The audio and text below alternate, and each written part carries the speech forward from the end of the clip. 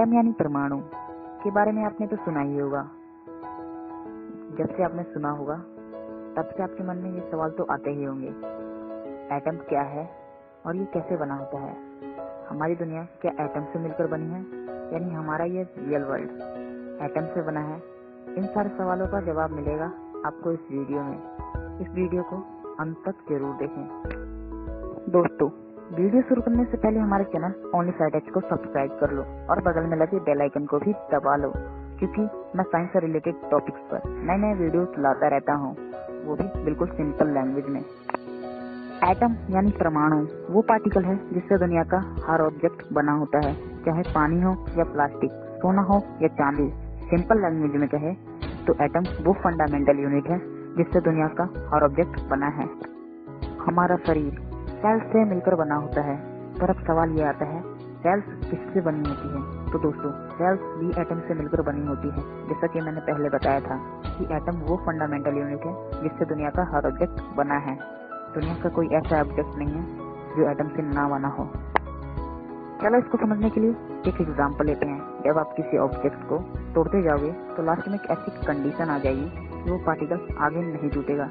वही इनडिवाइडेड particle atom है। पर यह विचार 18वीं सदी तक ही सीमित रहा, क्योंकि 18वीं सदी के बाद कई नए एक्सपेरिमेंट और प्रैक्टिकल हुए, जिसके नतीजे ऐसे निकले जो इस बात की ओर इशारा करते थे कि एटम को डिवाइड किया जा सकता है, क्योंकि एटम भी कुछ पार्टिकल से बना होता है, जिसे इलेक्ट्रॉन, प्रोटॉन और न्यूट्रॉन कहते हैं। प्रोटॉन में पॉजिटिव चार्ज होता है, जबकि इलेक्ट्रॉन में नेगेटिव चार्ज होता है, और न्यूट्रॉन में चार्ज 0 होता है। मतलब वो ना तो पॉजिटिव चार्ज होता है न ही नेगेटिव चार्ज। इलेक्ट्रॉन और प्रोटॉन का चार्ज बराबर होता है, इसलिए एटम कांस्टेंट होता है, यानी स्थिर होता है।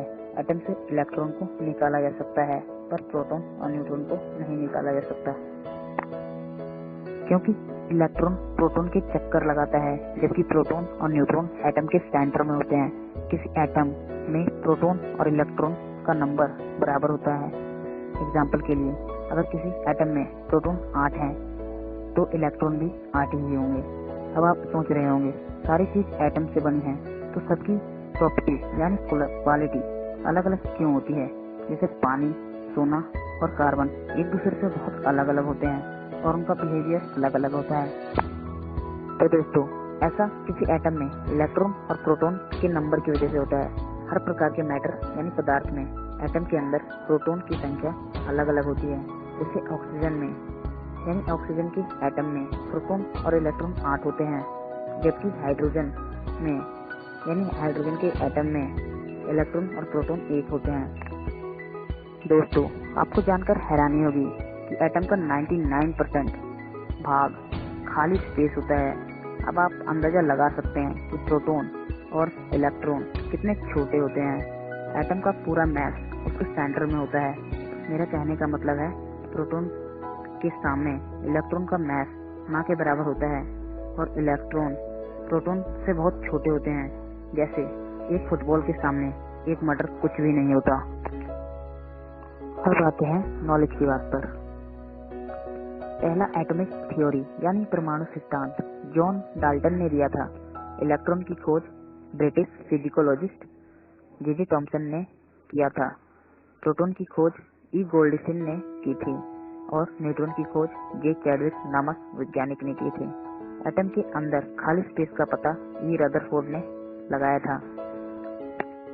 तो दोस्तों, मुझे उम्मीद है कि आपको इस वीडियो से कुछ नया सीखने को जरूर मिला होगा। अगर वीडियो अच्छा लगे तो इसे लाइक करें और खुलकर शेयर करें, और हमारे चैनल को सब्सक्राइब भी कर लेना। वीडियो देखने के लिए धन्यवाद।